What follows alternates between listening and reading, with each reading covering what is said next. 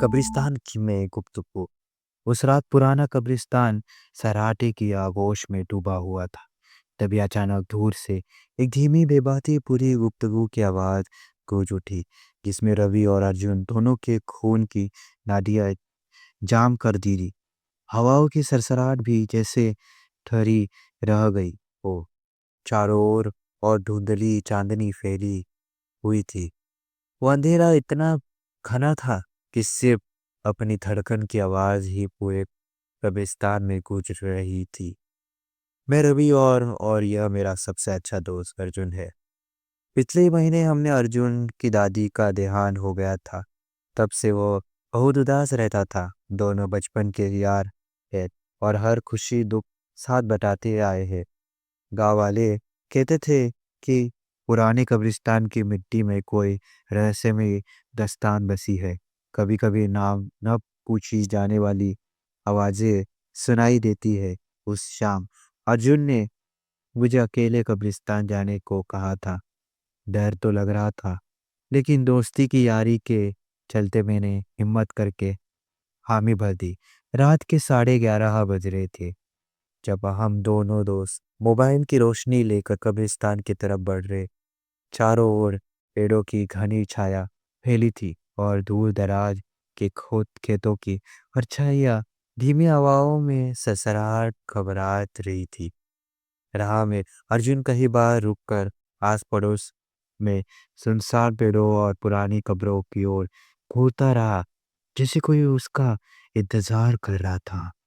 हर कदम पर घास की पत्तियां फुसफुसास रही थी और हमारे कदमों में की आवाज में अजीब सी प्रतिध्वनि दे रही थी। मेरा सर से स्थस्थान देने लगा, लेकिन खुद की सांसों तेज हो चुकी थी और सिर पर कांपने लगा था। पाँव पसीने से भीगे हुए थे और मन में बेजुर सा हो गया था। अंत में हम कब्रिस्तान के अजर लोहे के दरवाजे के सामने खड़े थे। एक टूटी फूटी कब्र के बाहर बुझाया हुआ था फूल पड़ा था, मानो अनिर्जीव आतंक का इंतजार कर रहे हो। दरवाजे के भीतर कदम रखते ही चारों तरफ की बिखरी हुई पथली या कब्रों की आकृतियां नजर आई। एक कोने में सूखे सूखे पत्तों के बीच कुछ मुखिया थमी हुई थी, जो गुनगुनाती सी खराटे ले रही थी। पीपल के पेड़ की गुनगु टहनियाँ धीमी हवाओं में हिल रही थी, मानो वो भी खामोशी की कोई दस्तार सुना रही हो। उस कब्र के चारों ओर से हल्की सी ठंडी हवाओं चलने लगी थी, मानो कोई अदृश्य पकड़ी धारी आत्मावार मंडरा हो। उसने मोबाइल की रोशनी उसी कब्र पर डाली। रवि ने यही वह कब्र के है। अर्जुन ने फुसफुसा कर उसकी आवाजें में अजीब सा सुकून और दर्द दोनों ही झलक रहे थे। मैं महसूस किया कि शायद हवाओं के किसी झोंके में उसकी दादी की मीठी यादें कुछ लग रही है, तरह बूझ रही है। तभी अचानक चारों तरफ एक नाजुक सी लोहरी अजू उठी, जिसमें अर्जुन का नाम पुकारा जा रहा था। क्या तुमने भी सुनी? अर्जुन ने थर की आवाज में पूछा। मैंने कान लगाए, लेकिन मुझे कुछ सुनाई ही नहीं दिया। अर्जुन की आंखों में आंसू चमक लगे। वह धीरे से घुटनों पर बैठ गया और बोला, दादी, मुझे आपकी आवाज सुनाई दे रही थी। उसकी हरकतों में दुआ और विश्वास दोनों झलक रहे थे।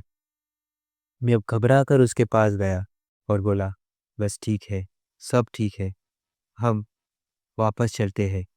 उसके शब्दों में शब्द अधूरे थे कि कब्र के ठीक पीछे से एक महीन सी रोशनी उभरने लगी। उस रोशनी में एक अजीब वजूद की औरत की परछाइयाँ धीरे धीरे बनती गई दिखाई दी। उसकी मुस्कुराती हुई शक्ल एक धुंधली परछाई सी थी। वो अंधेरे से बाहर निकलकर धीरे से अर्जुन के ओर बढ़ रही थी, जैसे अपने नाती को बुला रही हो। मैं एक कदम पीछे हटा और धीमे स्वर में बोला, तुम ठीक तो हो ना अर्जुन? लेकिन वो उत्तर न दे सका। उसकी आंखों में उस चमकी परछाई की ओर टिकी थी। बुजुर्ग है और औरत की आवाज अब भी कानों में गूंज रही थी। मेरे बेटे, डर मत, अब सब ठीक हो जाएगा। रवि उस परछाई को देखने मात्र से कांप उठा। आंखें फैलाकर मैंने देखा, वह साया अब पूरी तरह से अधूर धूम में खो चुका था। अर्जुन ने धीरे से फुसफुसाया, दादी मैं यहाँ हूँ। उसकी आंखों में विश्वास के आंसू और ये राहत की चमक दोनों की थी। रवि ने कांपता हुआ, मित्र थोड़ा संभाल और बोला, हाँ चल निकलते हैं। हम दोनों एक दूसरे को सहारा देते हुए संभाल कर खड़े हुए। अर्जुन चल वापस चलते हैं, मैंने पसीना पोंछते हुए कहा। हम कांपती सांसें लेते हुए कब्रिस्तान के बाहर की ओर भागे। जैसे ही गांव की मिट्टी पर कदम पड़ा, डर की वह गर्माहट भी धीरे धीरे भरी ठंडाओं में बदलती गई। अगली सुबह धूप खिली थी। जब हमने मिले तो अर्जुन के साथ पर हल्की सी पसीने की बूंदें थी और इसकी आंखों में सी चमक थी। रवि, मुझे यकीन हो गया कि जो कल रात हुआ वो सच था। उसे धीरे से कहा, उस लोरी में जो आवाज आई थी वो दादी की थी। मैंने फिर सिर हिलाकर मुस्कुरा दिया, पर मेरे दिल में अभी भी वो सवाल था। उस रात की घटना में मेरे दिलों के मार्ग पे छकी हुई है। क्या सच में उस रात उसकी दादी की आत्मा मुझसे गुफ्तगू कर रही थी, या यह सुबह मेरी कल्पनाओं के ऊपर भर गया था? क्या हम सचमुच अकेले थे उस कब्रिस्तान की रात, या रहस्य आज भी मेरे साथ है? शायद उसका गुफ्तगू का असली रहस्य था। अगर आपको ये स्टोरी पसंद आई है तो चैनल को ज़रूर सब्सक्राइब करें और बेल आइकन को ज़रूर दबाएं। अगर आपने इधर तक सुना है, मतलब आज ने सच्ची घटनाओं के और स्टोरी का रहस्य जान चुके हैं। और स्टोरी को शेयर करिए। मिलते